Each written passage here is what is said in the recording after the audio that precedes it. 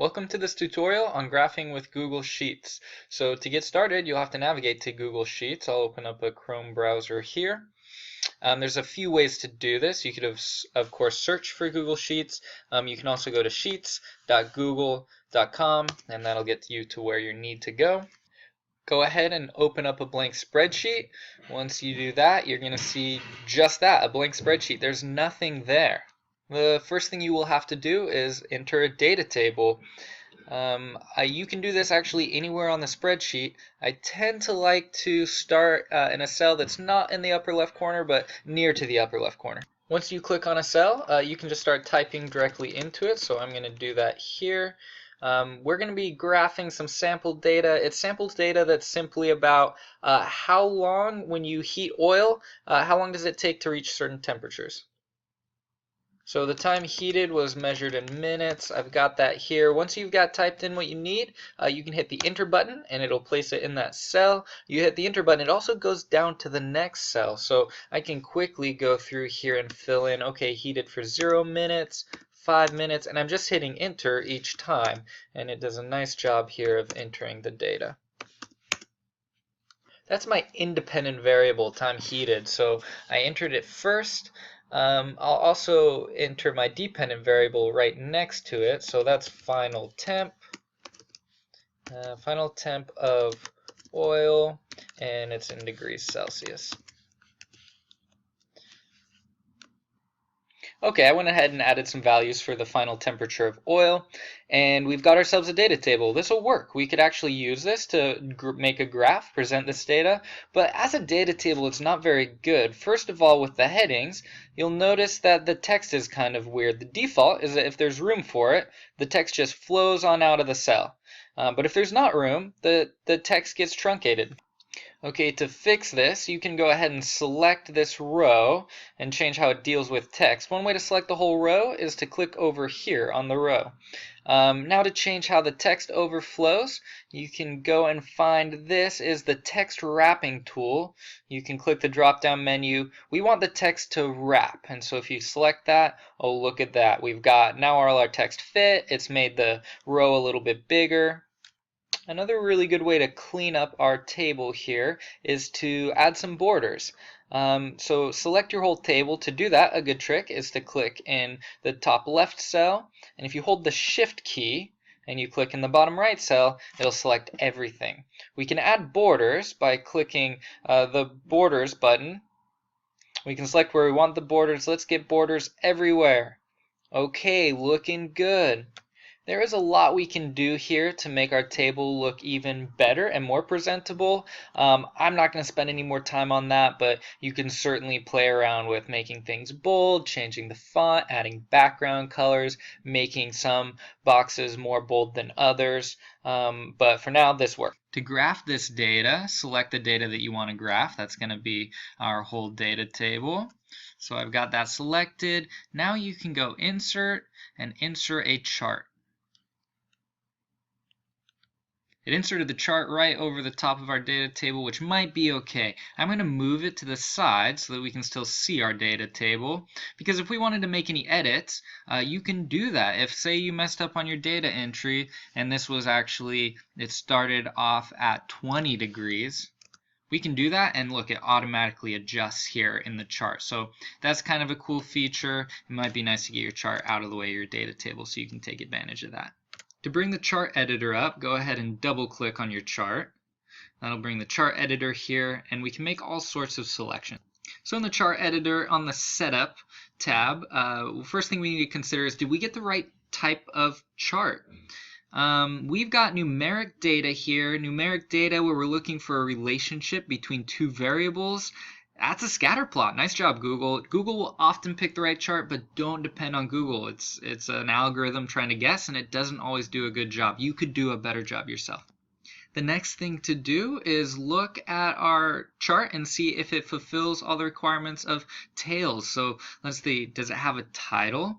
And does that title include both of the variables? It's got final temp of oil versus time heated. All right, that actually works. That fulfills our requirements. There are probably better names you could come up with. For instance, maybe something a little bit more personable like time required to heat oil to a given temperature. Okay, once again, we've got both of our variables here, time required to heat and given temperature of oil, so everything's good. A little bit more descriptive of a title, but either one would work. That's title. A is for axes, and so do we have the right variables on the right axes? Remember, our independent or our manipulated variable goes on the x-axis. We have time heated here, and yes, time heated is our manipulated variable. And then we have final temperature of the oil on the y-axis. There we go. That's the dependent variable or the responding variable. We've got our axes right. They're labeled. They have units. They're looking. As for interval, so how's our interval looking? Every 5 minutes down at the bottom. That's good. That's how often we took measurements. The temperature, we could actually go in and divide this up a little bit more, add some more grid lines. That might be good. I'll show you how to do that. If we go into customize, there's actually a drop down for grid lines, and we can add grid lines more often. So if we wanted to do something like this, that might make it a little bit more easy to read these values in the chart. L is for labels. Just once again, make sure you have everything labeled, and we've got it. We've got the X and Y axis labeled. We have units. Nice job. In this case, no real reason to label individual data points. S is for scale, and so does our data take up the whole chart, and it does. We have kind of an issue here that it starts at 20 degrees Celsius. In general, I'm always going to recommend that you start your charts at the origin here, 0, 0. But you can adjust this if you want. If we want to go into the chart editor, we can go into the vertical axis, minimum value. If we wanted to start at 20 for our y-axis, we could do that. Okay, now we've gotten the data to take up a little bit more room on the chart. But it's a little misleading because we start at 20 down at the bottom. This looks like we start at 0, so I'm going to recommend you actually keep it like this. That's a pretty good looking chart. The final thing I'm going to show you how to do here on this chart is to add a trend line. Since we are looking for a relationship between variables, does time heated affect the final temperature of the oil? We can look at this chart and we can see a pattern. As time heated increases, we're also going to see the final temperature of the oil increases. But we can do this in more of an analytical way than just a visual way, and I'm going to ask you to do that now. So if we go into the chart editor and into the customize tab, if we go to series, and there we'll find a checkbox for trend line. We can add the trend line. And you can see that this trend line fits the data really well. It's showing a strong positive relationship, but to be a little bit more quantitative about the relationship, we can add something called an R-squared value. The R-squared value is the result of a regressional analysis, and that's basically a fancy way to say that some mathematics have been done behind the scene, mathematics to show how well does a trend line fit the data. It fits really well. It almost goes right through all the data points. When that happens, that's going to give us an R-squared value really close to 1. You can see that here, it's 0.999. The closer an R-squared value is to 1, the better that line fits the data.